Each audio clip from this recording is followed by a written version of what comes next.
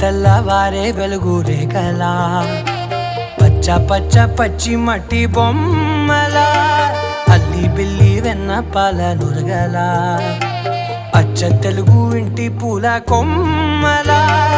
దేవదేవుడే పంపగా ఇలా దేవతే మా ఇంట అడుగే పెట్టెనంట బ్రహ్మ కళ్ళలో కాంతులే మా అమ్మలా మా కోసం మళ్ళీ లాలి పాడేనంట.